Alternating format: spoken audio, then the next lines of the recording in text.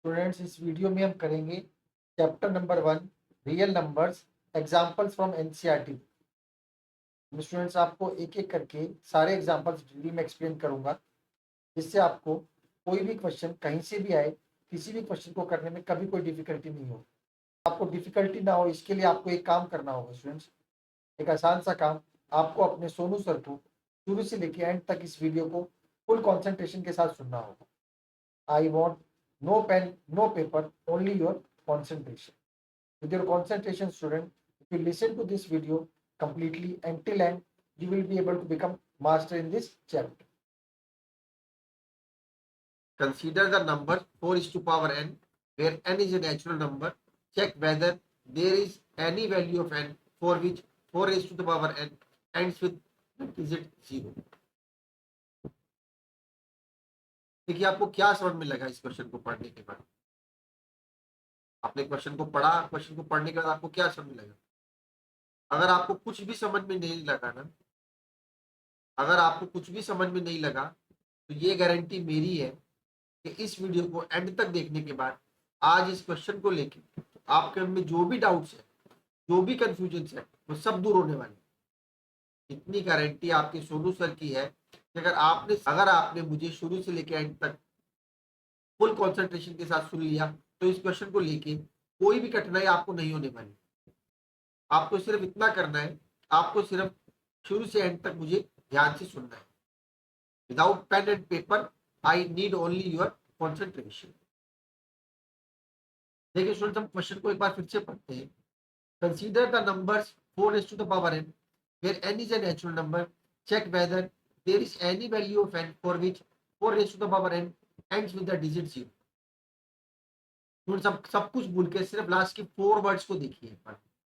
Last के 4-5 words को देखिए, एंड्स विद द डिजिट 0। इसको देखने से हमें ऐसा पता चल रहा है कि हमें कोई ऐसा नंबर निकालना है जिसकी जो एंड की जो डिजिट है वो 0 है। तो स्टूडेंट्स, यहाँ पे मैं कुछ ऐसे नंबर लिखता हूँ। देखिए, जैसे मैंने लिखा 12, 15, 30, 100। हम इसके प्राइम फैक्टर्स बना लेते हैं। हम इनके प्राइम फैक्टर्स बनाते हैं। 12 के प्राइम फैक्टर्स बनेंगे 2 इंटू 3 इंटू 2। 15 के प्राइम फैक्टर्स बनाते हैं 3 इंटू 5। 30 के प्राइम फैक्टर्स बनाते हैं 2 इंटू 3 इंटू 5। 100 के प्राइम फैक्टर्स बनाते हैं 2 इंटू 2, 5 इंटू 5। प्राइम फैक्टर्स को जरा ध्यान से देखिए। हमें देखने से पता चल रहा है कि जिस नंबर के प्राइम फैक्टर्स 2 एंड 5 दोनों है, जिस नंबर के प्राइम फैक्टर्स 2 और 5 दोनों है, वो नंबर 0 पे एंड हो रहा है। 12 0 पे एंड नहीं हो रहा, 2 और 5 दोनों प्राइम फैक्टर्स नहीं है। 2 तो है, 5 नहीं है। 15 0 से एंड भी नहीं हो रहा, 2 और 5 दोनों प्राइम फैक्टर्स नहीं है, ओनली 5 है। 30 0 से एंड भी हो रहा है और 2 और 5 दोनों प्राइम फैक्टर है। 100 0 से एंड हो रहा है, 2 और 5 दोनों प्राइम फैक्टर है। इस बात से स्टूडेंट्स ये क्लियर हो जाता है कि किसी भी नंबर को अगर 0 से एंड होना है तो उसके प्राइम फैक्टर्स 2 एंड 5 दोनों का होना जरूरी है। या हम ऐसा भी बोल सकते हैं, किसी नंबर को अगर 0 से एंड होना है तो वो नंबर 2 और 5 दोनों से डिवाइड होना चाहिए। स्टूडेंट्स, अब हम एक स्टेप और आगे जाते हैं। हम देखते हैं 4 raised to the power n ends with the digit 0। हम 4 की पावर n में n की डिफरेंट डिफरेंट वैल्यूज डालते हैं। ये हमारा 4 की पावर n है। Let n is equal to 1, 2, 3 and so. हम स्टूडेंट्स n की डिफरेंट डिफरेंट वैल्यूज डाल के चेक करते हैं। 4 raised to the power 1 is equal to 4 is equal to prime factors किया 2 into 4 raised to the power 2 16, prime factors किया 2 into 2, 2 into 4 raised to the power 3 64, prime factors किया 2 into 2, 2 into 2, 2 into 2। तो जिसके prime factors को जरा एक बार ध्यान से देखिए, कहीं पर भी हमें 2 और 5 दोनों नहीं मिल रहा। हमें किसी भी प्राइम फैक्टर्स में 2 और 5 दोनों प्राइम फैक्टर्स नहीं मिल रहे। इस बात से ये क्लियर हो जाता है कि किसी भी नंबर का 4, 16 और 64 और let it be any number, हमें कभी भी हम उसके प्राइम फैक्टर्स करेंगे 2 और 5 दोनों प्राइम फैक्टर्स नहीं मिलेंगे। और हमारी डिविजिबिलिटी की कंडीशन क्या है कि किसी नंबर को अगर 0 से एंड होना है, अगर किसी नंबर को 0 से एंड होना है तो 2 और 5 दोनों इसके प्राइम फैक्टर्स होने चाहिए, जैसा कि हमने इधर देखा था। तो स्टूडेंट्स इस बात से क्लियर हो जाता है, हम चाहे 4 की पावर n में n की कोई भी वैल्यू डालें, हम 4 n में n की कोई भी नेचुरल वैल्यू डालें, हमें कभी भी 2 और 5 दोनों प्राइम फैक्टर्स नहीं आएंगे। और अगर हमें 2 और 5 दोनों प्राइम फैक्टर्स नहीं आएंगे तो n की किसी भी वैल्यू के लिए 4n कभी भी 0 पे एंड नहीं होगा। तो answer is, for no value of n this 4n will end with the digit 0। Friends इस क्वेश्चन को अभी हमने 4n के लिए देखा। ये क्वेश्चन स्टूडेंट्स 4n के लिए देखा। ये क्वेश्चन स्टूडेंट्स एग्जाम में किसी भी नंबर के लिए आ सकता है, let it be 6n, 8n, और let it be any number. तो स्टूडेंट्स हम सेम मेथड को यूज करके ये डिटरमिन कर सकते हैं कि अब वो नंबर 0 पे एंड होगा या नहीं। Example number 2, find the LCM and HCF of 6 and 20 by the prime factorisation method. Friends इस क्वेश्चन में हमें LCM and HCF find out करना है 6 and 20 का प्राइम फैक्टराइजेशन मेथड। तो हम 6 और 20 के वन बाय वन करके फैक्टर्स बना लेते हैं। सबसे पहले हम 6 के फैक्टर्स बनाते हैं, it will be 2 and 6 is equal to 2 and 3 into 1। तो हम 1 भी लिखेंगे, 1 क्यों लिखा है हमने वो मैं आपको जब क्वेश्चन सोल्व करेंगे तब बताऊँ। तो हम 20 के फैक्टर्स बनाएंगे,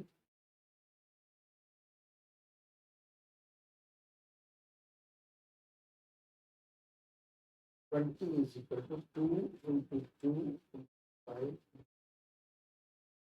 तो हमने 1 क्यों लिखा है आप देखिए, कभी कभी क्या होता है कि दोनों नंबर्स में से कोई भी प्राइम फैक्टर कॉमन नहीं निकलता। कभी कभी दोनों नंबर्स में से कोई भी प्राइम फैक्टर कॉमन नहीं निकलता। जैसे कि मैं एक एग्जांपल से आपको बताता हूँ, मान लीजिए मैंने 7 लिया और 5 लिया। 7 के प्राइम फैक्टर्स होंगे 7 into 1 और 5 के प्राइम फैक्टर्स होंगे 5 into 1। तो इन दोनों में कॉमन नंबर कौन सा है, कॉमन फैक्टर कौन सा है, इसलिए हम 1 भी लिखते हैं। अब इधर देखिए स्टूडेंट्स, हम पहले सबसे पहले एचसीएफ निकालते हैं। तो एचसीएफ निकालने के लिए हम क्या करेंगे, एचसीएफ निकालने के लिए हम वो प्राइम नंबर सिलेक्ट कर लेंगे दोनों नंबर्स में से जो दोनों में कॉमन हो। जैसे कि देखिए 2 इसमें भी है, 2 इसमें भी है, 1 टाइम है इसलिए 2 लिख लेंगे, 1 इसमें भी है, 1 इसमें भी है, 1 टाइम लिख लेंगे।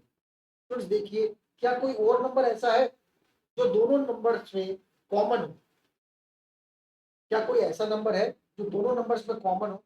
तो स्टूडेंट्स इसका एचसीएफ हो जाएगा 2। एचसीएफ में जो नंबर दोनों में कॉमन होगा तो हम उसको लिख देंगे। तो जब हम एलसीएम निकालेंगे, एलसीएम के लिए स्टूडेंट्स हम क्या करेंगे, हम पहले वाले नंबर के सारे फैक्टर्स को लिख देंगे, all prime numbers of the first number, और सेकंड नंबर से उन फैक्टर्स को लिखेंगे, उन प्राइम फैक्टर्स को लिखेंगे जो पहले वाले नंबर में कवर नहीं हुए। जैसे कि देखिए 2 कवर हो चुका है, नहीं लिखेंगे, ये वाला 2 कवर नहीं हुआ है, अभी यही वाला 2 कवर हुआ है, ये वाला 2 कवर नहीं हुआ, इस 2 को लिख देंगे। 5 कवर नहीं हुआ, 5 को लिख देंगे। 1 कवर हो चुका है, 1 को नहीं लिखेंगे। इन सबको मल्टीप्लाई करेंगे तो स्टूडेंट्स हमें मिल जाएगा एलसीएम। तो स्टूडेंट्स 6 और 20 का एलसीएम होगा 60 और एचसीएफ होगा 2। एग्जाम्पल नंबर 3 देखेंगे, find the HCF of 96 and 404 by the prime factorisation method. हमें 96 and 404 का एचसीएफ फाइंड आउट करना है by the prime factorisation method. Hence find their LCM. तो एलसीएम हम बाद में फाइंड आउट करेंगे, पहले हम एचसीएफ फाइंड आउट करते हैं। एचसीएफ फाइंड आउट करने के लिए हम 96 के फैक्टर्स बनाएंगे स्टूडेंट्स। 96 के फैक्टर्स देखिए कि क्या बनेंगे, 24, फिर 2 पे चला जाएगा 12 आ जाएगा, फिर अगेन 2 पे जाएगा 6 आ जाएगा, अगेन 2 पे जाएगा 3 आ जाएगा, 3 पे जाएगा 1 आ जाएगा। तो सिर्फ 96 के प्राइम फैक्टर्स हो जाएंगे हमारे 2 into 2 into 2। तो इस प्राइम फैक्टर्स नोट करने में गलती नहीं करेंगे, हम काउंट करके कितने प्राइम फैक्टर्स है नोट करेंगे। कभी कभी प्राइम फैक्टर्स 1 या 2 प्राइम फैक्टर्स यहाँ पे नोट करने में गड़बड़ हो जाता है, तो हम उस चीज को ध्यान में रखेंगे। हम पूरे काउंट करेंगे 1 2 3 4 5, 1 2 3 4 5, 1 टोटल स्टूडेंट्स देखिए हमारे इधर 7 प्राइम फैक्टर्स है, 1 2 3 4 5 6 7, तो अगर हम काउंट कर लेंगे 1 2 3 4 5 6 7, ताकि कोई प्राइम फैक्टर इधर से नोट डाउन करने में हमसे मिस्टेक नहीं हो जाए। फिर अभी हम 404 के फैक्टर्स बनाएंगे। 404 के स्टूडेंट्स प्राइम फैक्टर्स होंगे, देखिए कैसे 101 आ जाएगा। अभी 101 स्टूडेंट 101 एक प्राइम नंबर ही है, तो हम इसको ऐसे लिखेंगे 2 इंटू 2 इंटू 101 इंटू, तो एचसीएफ निकालते हैं। एचसीएफ निकालने के लिए मैंने आपको क्या तरीका बताया कि जो नंबर, जो प्राइम फैक्टर्स दोनों में आ रहे हैं, जो प्राइम फैक्टर्स दोनों नंबर में, दोनों नंबर्स पे कॉमन है, हम उनको एक बार लिख देंगे। जैसे कि देखिए 2 दोनों में कॉमन है, एक बार लिख देंगे। अभी देखिए एक और 2 दोनों में कॉमन है, एक बार वो लिख देंगे। देखिए 1 दोनों में कॉमन है, 1 लिख देंगे। तो स्टूडेंट्स हमारा एचसीएफ आ जाएगा 4। 4 इज द एचसीएफ। तो देखिए एलसीएम निकालने के लिए एक तरीका ये हो सकता है कि हम इन दोनों नंबर्स में से, देखिए एलसीएम निकालने का तरीका क्या होगा, हम पहले वाले नंबर के सारे फैक्टर्स को लिख देंगे। 2 को 5 टाइम्स लिख देंगे, इंटू 3 इंटू 1। अब स्टूडेंट्स दूसरे वाले नंबर में जो नंबर पहले कवर हो चुके हैं वो नंबर्स नहीं लिखेंगे। 2 कवर हो चुका है, नहीं लिखेंगे। ये वाला 2 कवर हो चुका है, 101 कवर नहीं हुआ, इसको लिख देंगे। और 1 हमारा कवर हो चुका है। तो स्टूडेंट्स मल्टीप्लाई करेंगे जब इन सबको, तो हमें एलसीएम मिल जाएगा 9696। स्टूडेंट्स इसको एलसीएम निकालने का या एचसीएफ निकालने का एक फॉर्मूला भी होता है, लेकिन वो फॉर्मूला ओनली 2 नंबर्स के केस में एप्लीकेबल होता है। जब हमें ओनली 2 नंबर्स का एलसीएम या एचसीएफ निकालना होता है, वो फॉर्मूला उस केस में। अगर मोर देन 2 नंबर्स है, अगर नंबर्स 2 से ज्यादा है, तब तो वो फॉर्मूला काम नहीं आएगा। तो स्टूडेंट्स आप इस बात का ध्यान रखिए, ओनली 2 नंबर्स के केस में वो फॉर्मूला एप्लीकेबल होगा। मान लीजिए वो फॉर्मूला क्या है, प्रोडक्ट ऑफ 2 नंबर्स, जो 2 नंबर्स है उनका प्रोडक्ट किसके बराबर होता है, LCM of 2 numbers into HCF of 2 numbers. अगर 2 नंबर्स का अगर हमें प्रोडक्ट किया जाए तो उन 2 नंबर्स के एलसीएम और एचसीएफ के प्रोडक्ट के बराबर होता है। देखिए स्टूडेंट्स 2 नंबर्स का प्रोडक्ट क्या होगा, 96 इंटू 404, यही 2 नंबर है इधर, is equal to LCM. Students हमें फाइंड आउट करना है, एचसीएफ हमारा 4 है, तो 4 इधर मल्टीप्लाई होकर जाके डिवाइड हो जाएगा, तो हमारा एलसीएम हो जाएगा स्टूडेंट्स 96 इंटू 404 डिवाइडेड बाय 4। 4 को स्टूडेंट्स इससे क्रॉस करेंगे 101 हो जाएगा।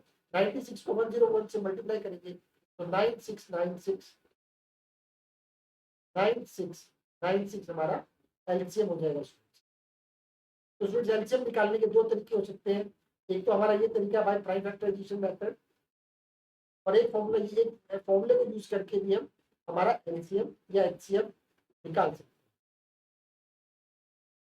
एग्जांपल नंबर 4 देखिए, find the HCF and LCM of 6 72 and 120 by using the prime factorisation method.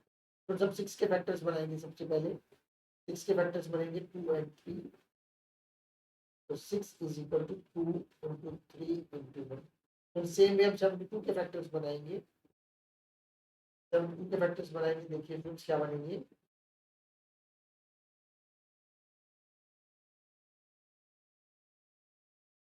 तो स्टूडेंट्स हमारे 72 के फैक्टर्स हो जाएंगे 1 2 3 4 5 6, 3 बार 2 है students.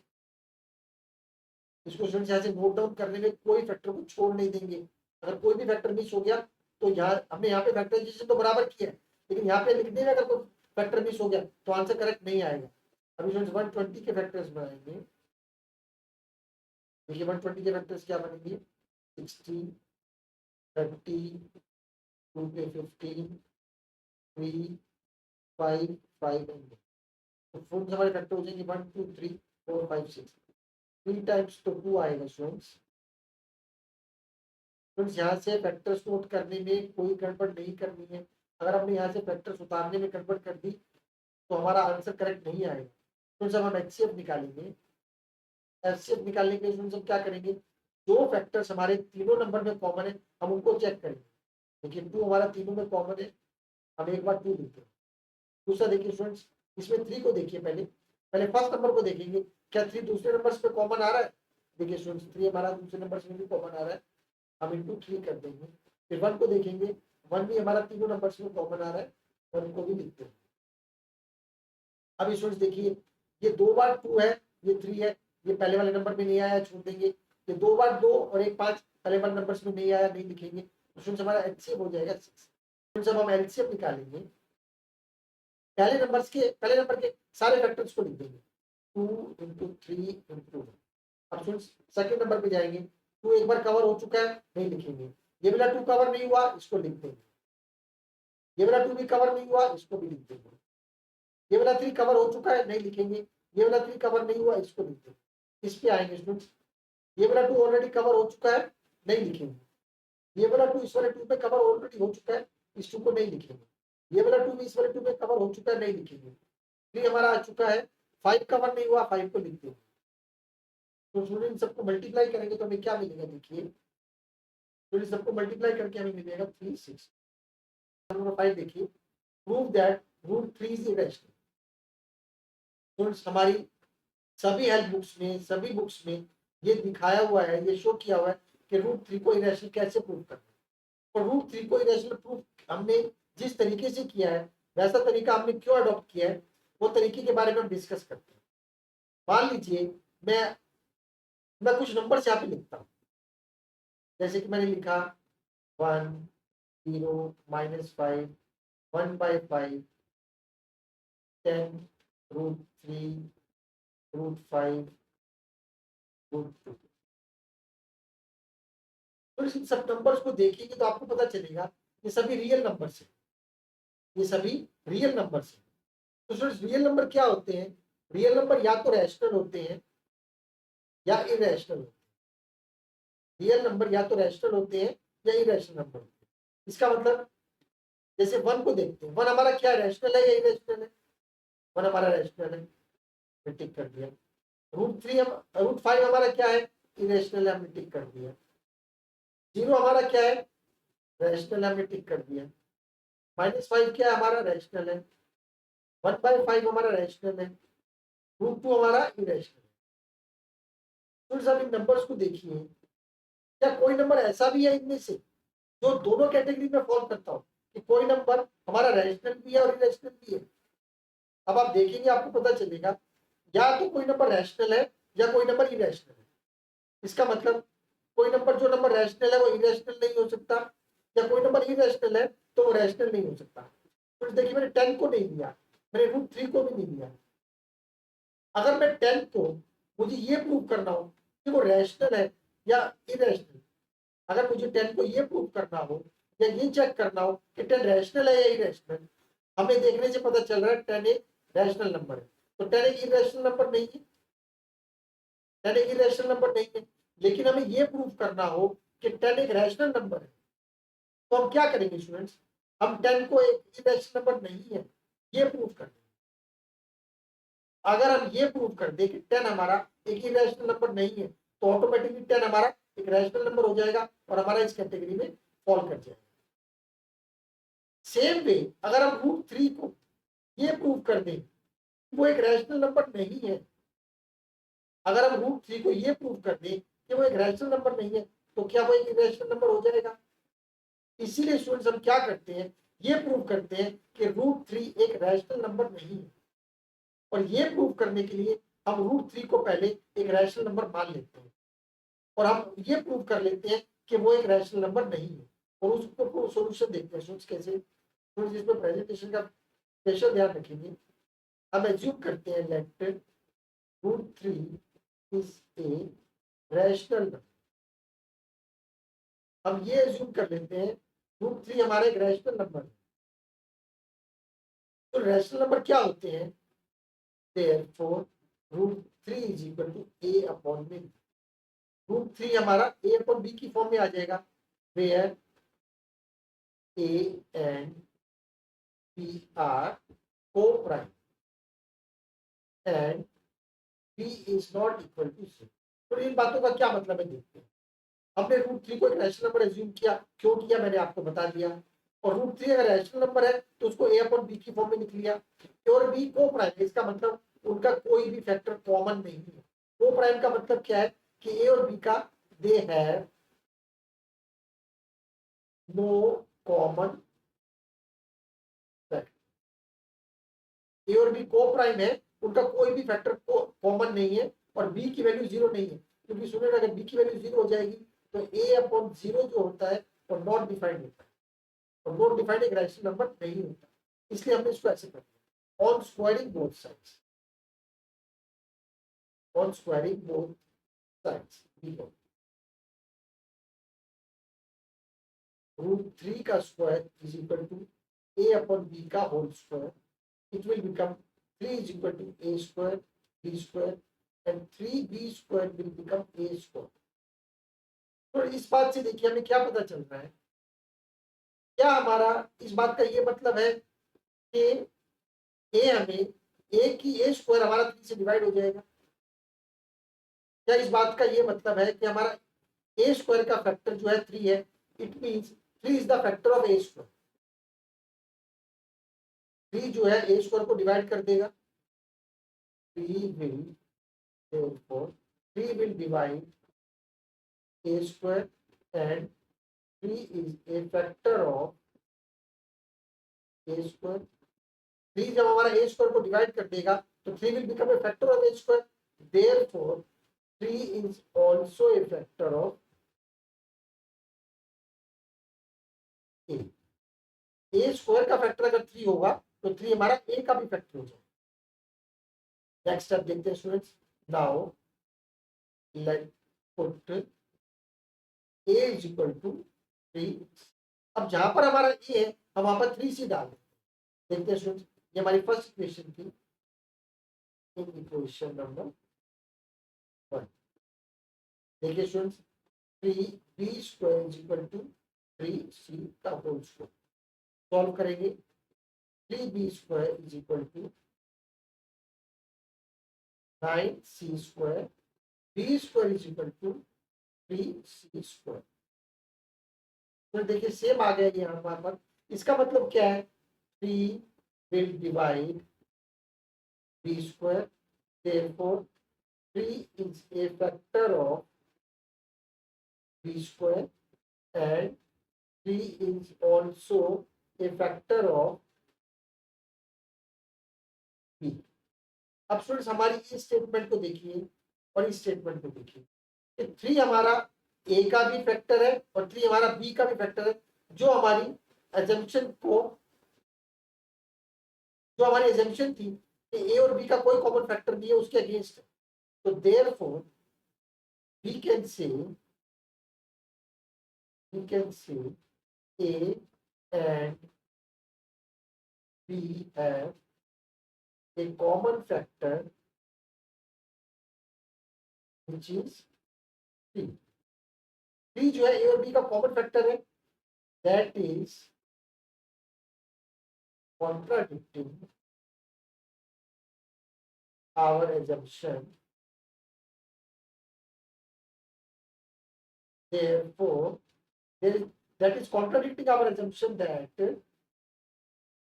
root 3 is a rational number। If root 3 is not a rational number, therefore root 3 is an irrational number, hence तो देखिए इस क्वेश्चन को देखने के बाद, इस एक्सप्लेनेशन को देखने के बाद आपको कोई भी कंफ्यूजन नहीं रहेगा कि रूट 3 को हमने इरेशनल नंबर कैसे प्रूव किया और हमने उसको रैशनल नंबर क्यों मान के प्रूव किया। Students, I hope you will like the videos and I am waiting for your comments. Please comment me and tell me how did you like the video. Thank you, students.